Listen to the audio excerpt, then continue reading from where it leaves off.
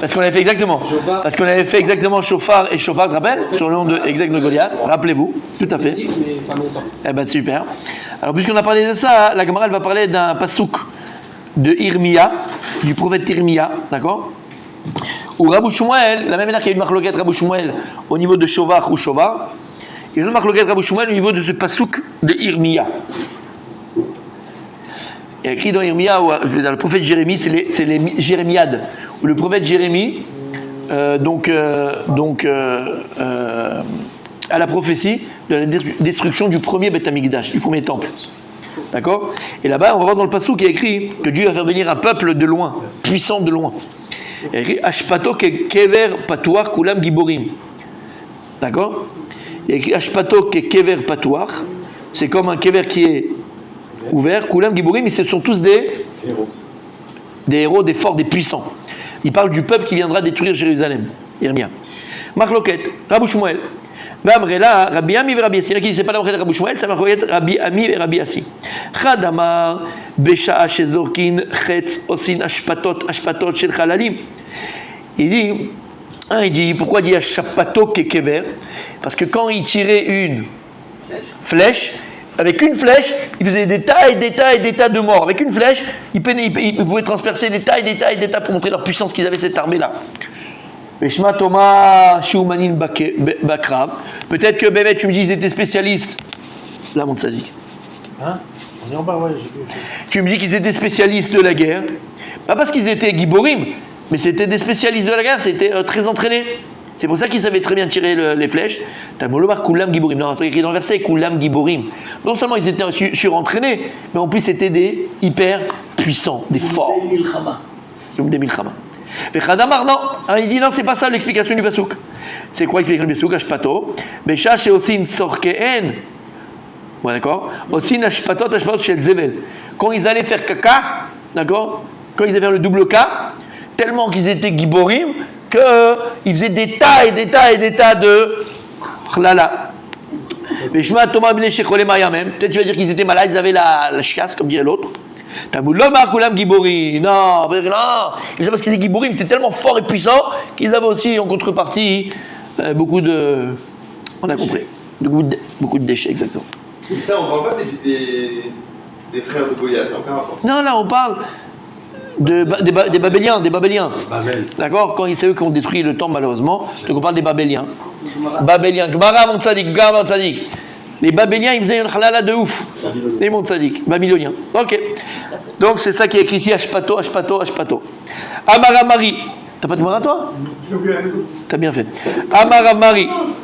Shmamina, il a dit Ramari. Je comprends de là. Il y en a 5 autres. Il y en a plein. J'ai pris Aïman et Nafi Zivle, Chole Mayamu. De là, je comprends que quelqu'un qui va beaucoup aux toilettes et qui, quand il va aux toilettes, il a beaucoup d'excréments qui sortent, c'est qu'il est malade des intestins. Et Maïnav Kamina de ça, Litrar Ben Nafshe. Est-ce que maintenant, il faut se fatiguer pour sa réfoua, pour le guérir? Non, c'est pas ce sujet, parce qu'on a parlé là-bas que c'est quoi Giborim? C'était qu'il faisait beaucoup caca. Ouais. La Gemara, elle a dit. Mais c'est pas moi. Il a tiré ça du pasouk. Arrête de tirer, tire la chasse peut-être. Du pasouk, voilà, c'est quoi Voilà. Ah bah oui. Ashpato, c'est du zével, Ashpato, c'est des ordures. Moi, tu me parles d'ordures. Des engrais, quoi, par exemple. Voilà, c'est ça. Donc, c'est une image en fait que Irmiaou voulait dire ici. Le peuple que je vais te faire venir, il est tellement puissant que même leur. Et pourquoi dans ce cas-là? Mais pour l'image nous ressemble, mon tzaddik. Tu sais que l'image que l'on a des autres, c'est l'image qu'on projette nous-mêmes. L'image que tu as de la vie elle-même, c'est l'image que tu projettes. Et donc, en vérité, si c'est cette image-là qu'Akadosh Baruch Hu donne à Israël, c'est pour montrer le déchet dans lequel ils étaient arrivés.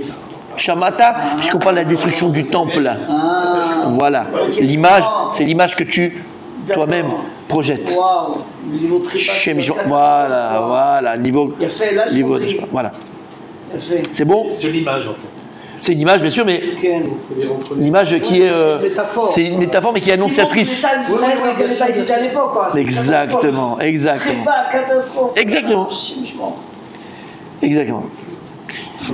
Rabbi Adam, cette Gemara, j'espère, attention que ça va te faire tilt. Là, ce qu'on va dire maintenant, attention. Il y a une autre marloquette sur l'explication de Basouk dans Mishneh. Daga belevish yasichena le'acherim. Si quelqu'un il a une inquiétude dans son cœur, yasichena, qu'il en parle aux autres.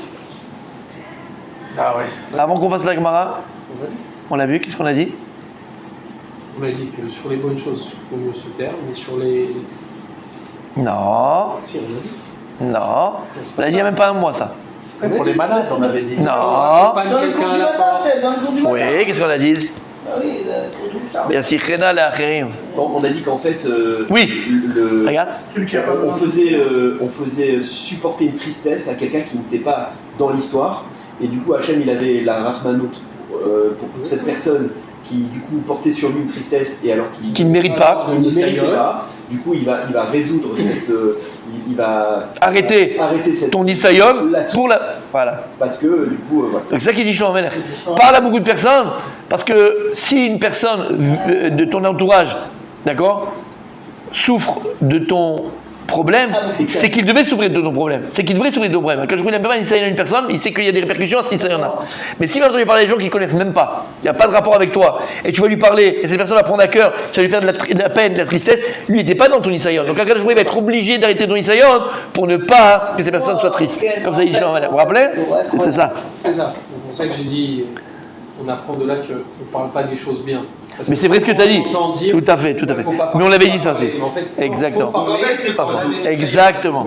Exactement. Il faut pas se plaindre, mais il faut raconter un peu ce qui lui arrive dans la vie quand ça va bien. Alors on avait dit, Partager. on avait fait de la bailler quand il était malade, lui il a dit, entendu, c'est pas mal. Quand il a parlé au début, il était malade au début, il a baillé, son chargé il a dit attends je vais dire aux gens pour qu'ils prient pour toi. Il a dit non, ne dis à personne. Quand ça s'est empiré, il a dit allez, va lui dire qu'il prie pour moi. T'as compris? Faut savoir, au début bon, c'est de te sortir. Si tu vois que ça persiste, il dit vas-y, va parler à des gens, peut-être ces personnes, donc tu connais pas, elle n'était pas dans ton Nisayon, et à Kadosh Baruch Hu, Kabiachol, il va être obligé d'arrêter ton Nisayon, parce que la personne n'a pas souffert à cause de toi. C'est extraordinaire. Shlomo Melech. Donc, Bekitsu, Non, ce qui est incroyable, attends, Mechila, En effet. ce qui est incroyable, ce qui est incroyable, Fait qu'il y a des problèmes, par exemple. Les Voilà, chefs de télé, Oui. quand on reçoit quelqu'un qui a une information qui nous affecte, bien sûr. C'est ce que j'ai dit. et en fait, ça peut Exactement. la journée, peut-être. Exactement. Ça va arrêter le Nisayon de la personne. Qu'est-ce que tu as dit? Non, c'est incroyable. Voilà, c'est incroyable.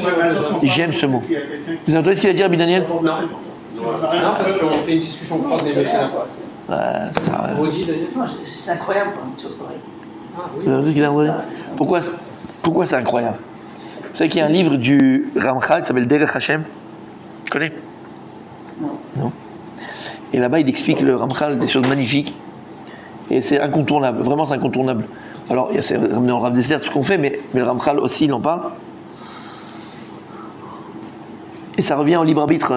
Ah, Rabbi celui qui m'intéresse. Meir. Ça revient à ça, en fait. Il y a des gens qui pensent que quand on dit Kol b'Hashem chutz mirat Shamim, tout vient d'Hachem. D'accord, tout vient d'Hachem. Alors, toi, tu fais ça, vient d'Hachem. Le mec, il a divorcé, c'est Hachem. Tu c'est Hachem. Tout est Hachem. Beaucoup, Mektou. Mektou, voilà, Mektou. C'est anti-Torah, ça. C'est bon. C'est anti-Torah. Explique le Ramchal. Déterministe. La grandeur de Hachem, la grandeur de Dieu, la grandeur d'Hachem, c'est de comprendre qu'Akadosh Baruch Hu nous a donné la possibilité de choisir. Pourquoi il y a des gens qui pensent que c'est comme ça la vie? Que tout vient, que c'est Hachem, tout Hachem, c'est Hachem, et moi, en fait toi t'es là, t'es un pion, d'accord? Parce qu'eux ils pensent qu'en disant ça, Hachem il est encore plus grand. Tout est Hachem. Mais pas du tout. Si tu penses la vie comme ça, en vérité c'est nul. C'est C'est nul. le message de Sota. Un aval. Exactement. Mais c'est nul. C'est pas la grandeur d'Hachem. La grandeur, elle a un aval, exactement. La grandeur dans un aval d'Akadosh Baruch Hu, c'est d'avoir créé un monde. Maintenant, ça, c'est sa volonté. En un instant, Akadosh Baruch Hu peut changer le monde s'il le veut. Mais sa volonté d'Akadosh Baruch Hu, c'est de créer un monde où l'homme est maître de son devenir. T'entends ce qu'on est en train de dire là? L'homme, il est maître de son devenir. Ah oui, d'accord, bien sûr, on l'a étudié ça. Bien sûr. Il a fait. Ça veut dire quoi? C'est-à-dire que même, on l'a vu dans Sota, tu l'as dit, d'accord? Vous vous rappelez, on l'a vu dans Sota et on l'a vu aussi dans Maseret Brachot. Lorsque Chana, elle a prié à Kadosh Baruch Hu pour avoir un enfant, qu'est-ce qu'elle a dit, Chana? Kadosh Baruch Hu, écrit qu'elle a été dure avec Hachem Kaviachol, d'accord? Pourquoi tu m'as donné des seins si c'est pas pour et après, elle a dit regarde, si tu me donnes pas un enfant, je vais aller m'enfermer avec un homme, je vais faire Sota et tu es obligé de me donner. Waouh. Et quand Kadosh Baruch Hu, il entend ça, Kadosh Baruch Hu, il est le plus heureux du monde. Il a écrit Masechet Baba Metzia. Quand là-bas, la Gemara, elle raconte l'histoire entre les Chachamim et Rabbi Eliezer sur le four de Arsanaï, d'accord? De savoir le four, est-ce qu'il est caché, pas caché, tao, pas tao, ok? Là-bas, il écrit, et qu'est-ce qu'il fait à Kadosh Baruch Hu? Là-bas, la Gemara dit, Kadosh Baruch Hu, il entend ses enfants en train de faire la marloquette, d'accord? En train de se... Et qu'est-ce qu'il fait Hachem? Et à Kadosh Baruch Hu, il dit, plus que ça, Hachem, il est heureux parce qu'il dit, mes enfants, ils m'ont gagné, mes enfants, ils m'ont gagné. Nitzruni banai, nitzruni banai. Mes enfants, ils m'ont gagné, mes enfants, ils m'ont gagné. C'est Kaviachol, on va gagner Hachem, Chazé Shalom. C'est que la volonté, c'est quoi la volonté d'un père? C'est quoi la volonté d'une mère? Que les enfants le dépassent. C'est ça que la volonté. Kaviachol, on peut dépasser Akadosh, on peut pas dépasser Akadosh Baruch Hu. Pas d'aïchelo. Mais en te dépassant toi-même, c'est comme si Kaviachol, tu dépassais Akadosh Baruch Hu. En te dépassant toi-même. C'est pour ça que la Gemara, on a vu dans ma Masechet Chagiga, Eno Domé, il ne ressemble pas celui qui va étudier 100 fois, 101 fois. Il dit le Tania, le Baal Tania, quel est 100 et 101 fois? 100 fois, c'était la norme. Tout le monde faisait Khazara 100 fois de son étude. C'est la norme. Il dit en fait, quand tu fais 101 fois, c'est que tu es au-delà de la norme. Tu es capable de te dépasser. Il dit c'est pareil. Quand quelqu'un vient sur Terre, on vient avec nos petits bagages, avec nos midot, nos machins, nos trucs. Si après 120 ans, on ramène à Kadosh Baruch Hu la Neshama telle qu'elle a été sur Terre, telle qu'elle est venue sur Terre, je lui dis, mais je t'ai pas donné la Neshama pour ça. Je t'ai donné ta Neshama pour te dépasser, pour te transcender, pour devenir plus que ce que tu aurais pu être. T'entends ce que ça veut dire? Pas 100 fois, 101 fois. Et là, Kadosh Baruch Hu, il est content. Kaviachol, elle est venue, Chana, elle a dit, si tu ne permets pas, je vais faire sautage. Mais qui c'est qui a créé ça? Qui c'est qui a créé cette possibilité de se cacher avec un homme et que le mari vient et c'est Kadosh Baruch Hu. Vadaï c'est Hachem. Aval Hachem, il t'a donné la possibilité, comme il écrit, ça dit Gozer. Tu penses une seconde qu'Akadosh Baruch Hu, c'est le maître du monde, Hachem fait ce qu'il veut. Mais Hachem, il a créé un monde comme ça, où Hachem, il a décidé que le tzaddik, il est Gozer et que lui, Mekayem. Comme ça, Kadosh Baruch Hu, il a voulu. Exactement. Mais pourquoi je vous dis ça? Parce que c'est toute la grandeur d'Hachem. Prendrez le cadeau que Dieu nous a fait de ne pas être des robots. La plus grande sensation. C'est un peu comme ça, quoi. La plus grande sensation, d'accord, que je me souhaite, que je vous souhaite, que vous avez déjà eu, qu'on a déjà, bon, Hachem, mais qu'on essaye d'avoir plus et de plus en plus, d'accord? La plus grande sensation, c'est quoi? C'est d'exister. Quelqu'un, et quand on parle d'exister, c'est d'exister au sens large du terme, vrai du terme. Quand quelqu'un il se sent exister. Exister, c'est être à l'extérieur. C'est-à-dire que Béhémet, je réalise ma volonté intérieure vers l'extérieur. Je deviens, je suis. Je me vois évoluer, je me vois grandir, je me vois être. Cette sensation d'exister, c'est Dieu qui nous l'a créée. Alors comment Akadosh Baruch Hu nous a créé cette sensation d'exister? Cette possibilité même d'exister? Par le choix, par le choix, par le choix. Je choisis donc je suis. Plus tu choisis, plus tu es. Quand on veut assujettir à un peuple, qu'est-ce qu'on fait? On lui vole la possibilité de choisir. T'es un robot, t'es un esclave. Donc il n'y a plus de goût. Et en fait, dis-le, vas-y, tu vas le dire, moi je l'ai dit à ta place. Il n'y a plus de goût à l'existence. En ta'am la chayim. C'est quoi en ta'am? Il n'a plus de raison de vivre. Mais quand quelqu'un il choisit, il donne un sens à sa vie. Il a un goût, la vie. Elle a une raison. Parce que tu connais la raison de pourquoi tu fais la chose. Tu sais la raison pourquoi tu t'es marié, pourquoi tu as des enfants, pourquoi tu es à Ranana, pourquoi tu vas étudier, pourquoi. On t'a obligé. T'as compris ce que ça veut dire? T'as compris ce que ça veut dire? Donc on dit c'est incroyable, c'est extraordinaire. Bien sûr c'est extraordinaire. Et sur ça, tous les matins quand tu te lèves, quand tu dis Modani, c'est ça que tu dois penser. Modani, le Faner Bechavik, tu m'as donné à Kadosh Baruch Hu, le plus beau cadeau du monde, c'est la vie. Mais la vie dans le sens de quoi? D'être, de devenir, d'exister, de choisir. De choisir. C'est ça que le Baal Shem Tov dit on est tous des petits dieux. C'est ça qu'il dit Baal Shem Tov. On est tous des petits dieux. On est quoi? Parce qu'on est des Avodazar? Non. Dans le sens où, même Kadosh Baruch Hu bara Elokim et Hashem et Haaretz, Kadosh Baruch Hu te dit, toi aussi tu vas créer ton monde, créer ton univers, impitoyable si tu veux, mais pas forcément. Tu vas créer ton univers. On voit ceux qui sont déprimés, dépressifs. Exactement. Bon choix, ils subissent toute leur galère. Il a dit, il y a des gens qui subissent leur vie. Exactement. En détresse totale. Exactement. T'as un qui est en dessous et un qui est en haut. Un, il subit sa vie, et un, Kaviachol, il contrôle, pas dans le sens contrôler parce qu'on contrôle rien, dans le sens où tout vient d'Hachem, c'est vrai. Dans le sens contrôler, c'est-à-dire que tu fais des choix qui t'amènent là où tu es aujourd'hui. Pas shoot. Ça, c'est la plus belle chose que Dieu nous a créée en nous. La plus belle chose qu'il nous a créée en nous. D'accord? Il a fait. Comment? Exactement. Oui, mais la liberté, mais faire quelque chose avec un sens dans cette liberté, pas faire n'importe quoi. Non, mais c'est dans ce sens-là qu'il Oui, disait. bien, bien, le bataille, c'est très beau. C'est ce qu'il disait. Comme dirait un. Ne pas liot am chofshi et la liot benechorin. C'est pas pareil. C'est pas pareil. Ouais. Elle a dit chofesh milavshon lechapes. Ah, les trapèzes. Quand on part en vacances, c'est qu'on se cherche, fils. Ah oui. Ben oui. Ah oui. Alors que quand on va pour de la noire, en hébreu, il n'y a pas de. Dans le langage de la Torah, c'est la noire. On va se reposer. La noire, la chante. On arrive à changer Nar. un mot dans la Nar, tikva. c'est repos. Chen. C'est sûr que si on arrive à changer un mot dans la tikva, le destin d'Israël change. Bien sûr. C'est pas dire on est un prochi, on ne veut pas être prochi. On veut être ben chorin. Ben Choré. On a expliqué ce qu'on vient de chor, de Kherout. Quand est-ce qu'on dit Bénéchorin À Pessah, ben chorin, mais pas ben chofshim. On ne peut pas être chofshi. On avait expliqué, le mot chofesh, c'est mechapes, c'est aussi tarposet. C'est un déguisement. C'est un déguisement. C'est un déguisement qui trahisse, exactement. Et si tu vas chercher. C'est pour ça que. Les gens, ils travaillent pour les vacances. Ouais. Ils travaillent pour les vacances. En France, on est comme ça. Ils travaillent pour les vacances. C'est la carotte. Et Chorin, alors c'est quoi les Non, ici, on essaie de. C'est de chor. On regarde tous les jours. Le trou Bon, Oui, prochainement, pourquoi? Écoutez bien. Gemara, Écoutez bien. Alors, on l'avait expliqué, mais tu le répètes. C'est rempli de D'accord. notes. On dit Ben Chorin. C'est quoi un trou? Un vide. Oui. Mais par définition, tu peux parler de trou s'il y a un vide. Quand est-ce que je peux faire un trou? S'il y a un plein. La matière. Ah oui, bien sûr, c'est la matière. Donc en fait, quand on dit Ben Chorin, c'est que je fais un trou là où il y a un plein. Ken. Donc je suis protégé. Ben Chorin, Chofshi, c'est. Il n'y a plus rien. Il n'y a plus rien. Il n'y a plus rien. Chofshi, c'est. Il n'y a rien. Donc en fait, là où le vent m'amène, je peux être à Pattaya, je peux être à Amsterdam, je peux rentrer dans les vitrines, je peux aller lécher les vitrines, je parle bien sûr des magasins, je peux faire tout ce que je veux, d'accord? Ça c'est Chofshi. Chofshi, il n'y a pas de barrière, il n'y a pas de limite. Faire un chor, c'est quoi faire un chor? C'est que j'ai une matière et au milieu je fais un trou. Donc je suis protégé par. Exactement. Le trou, c'est la possibilité, c'est la Ben Chorin. C'est que dans cette misguérette, en hébreu on dit misguérette, dans ce cadre-là, et c'est ce qu'il a fait Hachem à créer le monde. En fait, Kadosh Baruch Hu, le monde, c'est pas le monde qui contient Dieu, c'est Dieu qui crée le monde. Kavichol Kadosh Baruch Hu, c'est un petit peu créé, il a fait un trou, entre guillemets, prenez ça au 5e degré, il a fait un vide, il a créé un vide, il a créé un trou en lui pour permettre au monde d'exister. Mais en fait, le monde n'existe que parce qu'il y a la matière. On peut parler de trou s'il n'y a pas de matière autour, c'est qu'il n'y a rien. C'est la matrice, c'est le placenta. Exactement. Mais parce qu'il y a un plein. S'il n'y a pas de plein, il n'y a pas de trou. Vous comprenez l'idée? Tu as compris, Rabbi Daniel, l'idée? Il ne peut pas avoir de trou s'il n'y a pas de plein. Ça, il y a Ben Chorin.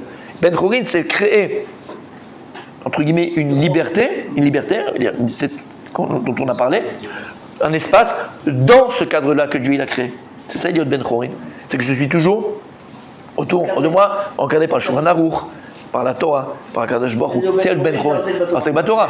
Dans ce cadre-là, là je suis libre. Mais s'il n'y a pas, c'est le vide. Jette un objet dans l'espace, il va nulle part, il va n'importe où. Il n'a pas de trajectoire, exactement. Il n'y a pas de trajectoire. Pas de trajectoire. Il faut avoir une trajectoire. Très bon. Il faut avoir un sens. Très bon. Ça, c'est l'essentiel. Parce que le sens, c'est l'essentiel. Bien sûr. C'est lui qui donne l'essentiel. Parce Le qu'on prend sens. souvent les mots, mais sans. Bon, on ne sait pas ce que ça veut dire. Ben Chorin, c'est ça. C'est créer un chor, parce que là je deviens, sinon je ne deviens pas, je suis un robot, dans cette misguérette. Quel Shulchan Aruch, quelle la Torah, quel Kadosh Baruch Hu, ça c'est le Ben Chorin. Ok? Très bien. Ok. On termine. Après, il y a écrit comment? Dans la Mishnah. On reprend la Mishnah, on est aux 2 points, messieurs. La Mishnah elle dit que le Mashuach Milchama, il disait au peuple, Ve'atem, iatem ken. Vous n'êtes pas comme ces peuples qui viennent combattre contre nous. Ki Hashem lokechem, olech imachem, lilachem lachem, leoshia etrem. Parce que c'est Akadosh Baruch Hu qui marche devant vous et qui va vous délivrer, mes amis. Pas oublier ça. D'accord? Ouais. Là, il m'a dit, Vekol kach lama. Vekol kach lama. C'est quoi cette aftacha là de la Torah qu'Akadosh Baruch Hu olech imachem, qu'Akadosh Baruch Hu il marche avec nous quand on fait la guerre. D'accord? Olech imachem, il y a écrit. Qu'Akadosh Baruch Hu il marche avec nous. En fait, c'est quoi qui marche avec nous? C'est le Aaron Brit Hashem, comme on a dit, d'accord? Il m'a dit, Mipnei, Hashem echol kinuyav, munachin ba'aron. Parce qu'en réalité, le Shem Hashem, le nom de Dieu, et tous les diminutifs qu'on donne à Kadosh Baruch Hu se trouvaient dans le Aaron Brit Hashem. Donc quand on dit que c'est Hashem qui passait avec nous, c'est en vérité le Aaron Brit Hashem, l'arche sainte qui contenait la Torah, et tous les noms de Dieu qui marchaient devant nous. C'est ça que ça veut dire que Hashem il marche avec nous. Ce sont les noms de Dieu qui marchent avec nous. La Torah, c'est le Chumash. La Seret Liberot. Que ça t'a dit moi? Seret Liberot. La Seret Là, Liberot. on n'est pas encore. Ah oui. Ah, Seret Liberot. C'est les tables de la loi qui sont dans l'arche sainte, c'est tout. Ouais, c'est tout. Il y a avait que ça. ici, c'est pas Torah, non? Pas dedans. Ah, il y a pas. Non. Ouais. T'as posé quoi comme question? Il y avait le Sefer Torah aussi dedans. Non, que la Seret Dibérot. Il y avait non seulement la Seret les premiers. Voilà, exact. Il a fait ce que j'allais dire. Merci Adam. Bien Adam. Non, c'est ça, c'est comme ça. Et les deuxièmes tables qui étaient entières, donc, et les chivrées Luchot, c'est celles qui étaient cassées aussi. Exactement. Ah, c'est pas Torah. Non. Je pensais que ça. Vechen ou Omer, comme ça il y a écrit dans Bamidbar, Vaishlach otam Moshe, Elef lamatelat tzava otam et Pinchas ben Elazar kohen tzava okle hakodesh atzrod atrod beyado. La Gemara dit otam, c'est quoi otam? Et le Sanhedrin. Donc le Sanhedrin partait aussi à la guerre avec l'homme Israël à l'époque de Moshe Rabbeinu. Pinchas c'est Meshor Milchama. Pinchas c'était le Mashor Milchama, c'est lui qui allait faire la guerre. Le Kohen qui était préposé à la guerre. Au Kli HaKodesh, c'est Aaron Luchot Shebo. Et le Aaron, et le Kli Kodesh, c'était le Aaron et les Luchot qui étaient à l'intérieur. Et le Shofarot, c'est les Shofarot qu'on sonnait pour aller à la guerre. Ok. Ils amenaient l'arche avec eux. Ben oui, c'est lui. Hein? Ils amenaient l'arche avec eux pour la guerre. Ouais, devant, il marchait devant eux. Ah ouais. Et c'est comme ça qu'on gagnait la guerre. C'est pour ça qu'il y a écrit qu'Hachem il marchait avec nous. Quand Hachem marchait avec nous, c'est l'arche qui était au devant qui gagnait la guerre, qui faisait que la guerre elle était victorieuse. Exactement. Puisque la Gemara elle a amené un passouk qui parle de la Milchama de Midian. On a fait la guerre contre Midian, c'est ce qu'on a écrit ici quand il a envoyé Moshe Rabbeinu pour se venger de Midian avec les Midianites. Vous connaissez tous l'histoire. Alors la Gemara va parler de ça maintenant. Tanya, lo lechina malach Pinchas la Milchama. Et là li paradin avi imo. Shenemar vamiedanim machu otok el Mitzrayim. C'est pas pour rien que c'est Pinchas qui est parti à la guerre contre Midian, et là, pour faire payer ce qu'ils ont fait à Yosef. C'est un descendant de Yosef, une race? Je ne sais pas pourquoi il dit Avi Imo. Ah oui, du côté de la mère de son père. Oui, côté de la mère de son père, Avi Imo. Le père de sa mère, pardon. Avi Imo. Oui. Le père de sa mère. Du côté du père de sa mère, il venait, je ne savais pas, de Yosef. Ok. Mais comme vous savez qu'on prend le din du père et pas de la mère, donc c'est pour ça qu'il était Cohen. Mais en tout cas, sa mère est venue du côté de son père, du Shevet, Yosef. Et comme ils ont vendu Yosef, les Midianim, à Midianim, à Choto, El Mitzrayim, donc c'est pas que Pinchas, qui était donc descendant du côté de sa mère, de Yosef, c'est lui qui est sorti à la guerre pour venger la vente de Yosef. Il m'a dit, les mêmes de Pinchas, Yosef, attends. De là, tu veux dire que Pinchas, il vient du Shevet Yosef. Il y a écrit qu'il a pris des filles de Poutiel. Poutiel, c'est Yitro. Donc, comment c'est possible que tu me dis qu'il vient de Yosef? Maïlav datem Yitro, n'est-ce pas qu'il vient de Yitro? Sa mère, elle vient de Yitro. Quand tu me dis qu'il vient de Yosef, il y a écrit, non, pourquoi il y a écrit Poutiel, c'est pas Yitro? Chez Peter, il a alors oui, alors Potiel, chez Peter, il a gagné la voda de Kohabim, donc vous savez que c'est Yitro, parce qu'au départ, Yitro, il faisait de la voda Zara, donc chez Pitem, il a fait les pitoum à Ktoret, d'accord, à la voda Zara. L'homme Yosef, et il m'a dit non, mi Yosef, non, quand il a écrit Poutiel, il vient de Yosef, chez Padpen Beyetzro, parce que il a été mezalzel avec son Yetzerara Yosef. D'accord? Et il disait que son Yetzirara, il n'était pas fort, et qu'il était plus fort Yosef que son Yetzirara. Donc c'est écrit Poutiel. Poutiel, ici c'est pas référence à Poutiel Yitro, c'est qui Poutiel, selon la Gemara ici, c'est Yosef. Shepipet Beyetzro. Il était mezalzel avec son Yetzirara, comme on sait qu'il se faisait les yeux en bleu, il se faisait les cheveux, il se faisait machin. Il dit, moi non, vous inquiétez pas, le Yetzirara, il n'a pas de pouvoir sur moi. Pas de pète, c'est pas bavarder. Pitpet, c'est bavarder, c'est-à-dire qu'il discutait avec son Yetzirara dans le sens, il pouvait le bananer, quoi, son Yetzirara. Il pensait qu'il pouvait bananer son Yetzirara. Et en fait, on a vu que non. Mais la aussi, il a fait ça, non? Alors lui, non, c'est pas pour ça qu'il a fait ça. C'est pas ça. Lui, c'est qu'il a voulu montrer que Béhémet, on peut faire plus pour Hachem et ne pas tomber. Mais en fait, il s'est planté. Là, lui, il disait non. Lui, il disait, ah bon, c'est rien du tout, c'est bon, j'ai le pouvoir dessus. Là, on parle de Yosef Hatzadik. Yosef Hatzadik. On a vu qu'il n'est jamais tombé. Il n'est jamais tombé. Voilà, vous avez vu le contraire. Je vais le contraire. Chez Pitpet Beyetzro, c'est qu'il se foutait de la tête de son Yetzirara. C'est bien. T'as pas le droit de faire ça. Il est plus fort que toi, Yetzirara. Il a gagné. Au final, il a gagné, mais il a perdu quand même 10 zéras. 10 enfants, il a perdu. On a vu dans Gemara. Puisqu'on était avec la femme de Potiphar, il a mis ses mains dans la terre, et il y a le zéra qui sortit de ses ongles. Il doit avoir 12 enfants, comme son père Yaakov, il a perdu 10, il ne restait que 2. On l'a vu dans Gemara dans Sota. Ah voilà, Yosef Hatzadik, il a réussi. Mais on ne fait pas une chose pareille. On n'a pas le droit. Tu n'as pas le droit de dire à ton Yetzirara, t'es une bille, t'es un nul. T'es un nul, je suis plus fort que toi. On l'a vu dans la camarade de Kiddushin, il a fait Meod avec Rabbi Akiva, d'accord? Vous vous rappelez? Parce qu'on sait que le Yetzara est plus fort que Plus lui. fort que toi, t'as rien à faire. Rien à faire. On repousse. Il mène à Kadosh Baruch Hu, Zerlo, En Yecholo. On voit ça, Souka, Nunbet. Moi, je dis, Nunbet, moi, tu peux en faire. Tu peux en faire. Kiddushin, Rabbi Akiva. Rabbi Akiva, il a dit, donnez-moi les tzara, je lui tords le cou pour dire que je suis plus fort que lui. Quand le Satan a entendu ça, il dit, Kadosh Baruch Hu, laisse-moi, je t'en supplie, laisse-moi. Il dit, vas-y, ok, vas-y. Et Rabbi Akiva, il se promenait sur le bord d'une rivière, comme ça, d'un fleuve. Et les tzara, il s'est transformé en femme, la plus belle femme du monde, bombe, avec tous les. Ce que tu veux, d'accord? Quand il l'a vu, il a pris une liane, il l'a mis à un palmier, il a sauté de l'allée comme Tarzan, d'un côté pour aller avec elle. Jusqu'à qu'il nous voit celle qui dit ne touchez pas à Rabbi Akiva et à sa Torah. Si ce n'est que Kadosh Baruch Hu, il l'a sauvé, il serait tombé. Mais la Torah du Rabbi Akiva l'a sauvé. Et Rabbi Akiva, il a entendu ça, il dit waouh, ok. On peut.